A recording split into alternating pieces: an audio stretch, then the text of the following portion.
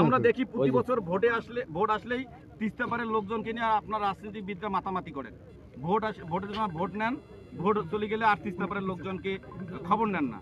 আমরা দীর্ঘদিনের সাংবাদিকতার অভিজ্ঞতা বা দীর্ঘদিন ধরে আমরা দেখছি এই বরাবরে তিস্তা অঞ্চলের মানুষের জন্য সাথে প্রতারণা করা হয়েছে, রাজনীতিবিদরা করে থাকেন। এই তিস্তা পারের মানুষ আর তিস্তা নদীকে নিয়ে ভাবতে ভুলে গেছে, আর ভাবতেছে না। সেই মুহূর্তে আপনারা এই কর্মসূচি দিচ্ছেন। আসলে একজন রাজনীতিবিদ হিসাবে এইসব আন্দোলন কখনো আসাদুল হবিব দুলু বা আপনারা করেন না, হঠাৎ করে এই আন্দোলন দিচ্ছেন কেন, এবং এই আন্দোলনে আপনারা তিস্তা পারের মানুষকে কি আশার বাণী শোনাতে যাচ্ছেন? বিসমিল্লাহির রহমানির রহিম।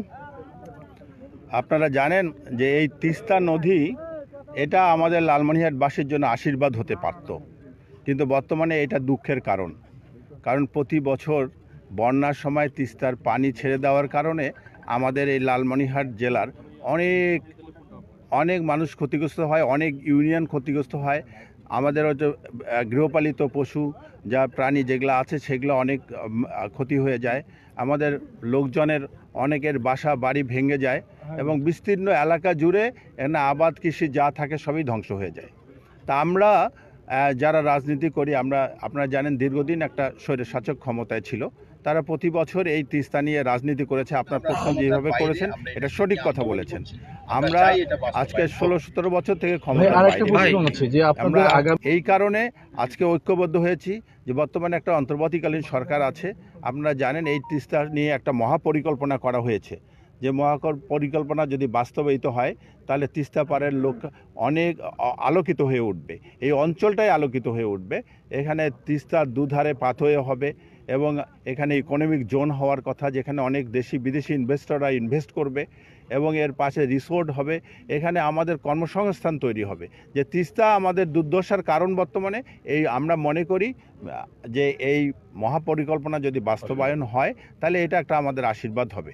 এই কারণে আমরা বর্তমান অন্তর্বর্তীকালীন সরকার ক্ষমতায় আছেন, আমরা চাই এই তিস্তার মহাপরিকল্পনা বাস্তবায়ন হোক এবং এই তিস্তা পারের মানুষগুলোর দুর্দশা লাঘব হোক। প্রতি বছর এই তিস্তা পরিকল্পনা নিয়ে যে আপনি বললেন যে একটা রাজনীতি হয়, এই রাজনীতি গত সরকারে হয়েছে, গত সরকারের এমপিরা করেছে, গত সরকারের যারা দলীয় ক্ষমতায় ছিলেন তারা করেছে। কিন্তু আমরা জানেন আমরা ক্ষমতার বাইরে, আমরা এটাকে নিয়ে আন্দোলন করছি, আমরা চাই এটা বাস্তবায়ন হোক।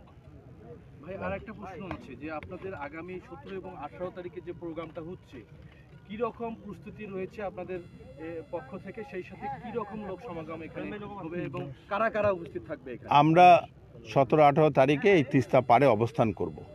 আমাদের এই অবস্থানের মূল লক্ষ্য হলো যে আমরা দেশে বিদেশে এটা জানাতে চাই যে তিস্তার এই ন্যায্য পানির অভাবে আমরা কিভাবে ক্ষতিগ্রস্ত হচ্ছি। তাই একটা এই নদীর মাঝখানে আমরা অবস্থান নেব, আমরা এখানে রাত্রি যাপন করব। আমাদেরকে শুধু সার্বজনীন লোকজন এখানে অংশগ্রহণ করবে যারা ক্ষতিগ্রস্ত এবং এই অঞ্চলের বাসিন্দা। আমরা সবাইকে আমন্ত্রণ জানাই, আপনাদের মাধ্যমে জানাচ্ছি যে এটা কোনো দলীয় প্রোগ্রাম না। এটা আমরা, যদিও আমাদের নেতা অধ্যক্ষ আসাদুল হবিব দুলু ভাই যেটা ডাক দিয়েছে, বাট এটা একটা সার্বজনীন প্রোগ্রাম। এই আন্দোলনটাতে আমরা জনসম্পৃক্ততা বাড়াতে চাই। আমরা আশা করি যে এখানে হাজার হাজার লোকের মিনিমাম 10 থেকে 15,000 লোকের সমাগম হবে। আপনারা জানেন হাতীবান্ধা উপজেলার প্রায় 6টা ইউনিয়ন প্রতি বছর ক্ষতিগ্রস্ত হয়, তারা তো থাকবেন। পুরো হাতীবান্ধাবাসী মনে প্রাণে চাই এই মহাপরিকল্পনা বাস্তবায়ন হোক এবং আমরা এখন পর্যন্ত যে প্রস্তুতি নিয়েছি তাতে করে যা জনগণের সঙ্গে কথা বলেছি এবং বিভিন্ন পর্যায়ের বিভিন্ন পেশাজীবী সংগঠন তাদের সঙ্গেও আমরা কথা বলেছি এবং অভূতপূর্ব সাড়া পেয়েছি। আমার বিশ্বাস এখানে 15-16 তারিখে ব্যাপক সমাগম হবে। দেশ বিদেশের অনেক 17-18 তারিখে ব্যাপক লোক সমাগম হবে এবং দেশ বিদেশের সাংবাদিকরা আসবে। আমরা জাতীয়তাবাদী দলের রাজনীতি করি, আমাদের জাতীয় নেতৃবৃন্দ মহাসচিব আসার কথা আছেন, জাতীয় নেতৃবৃন্দ ছাড়াও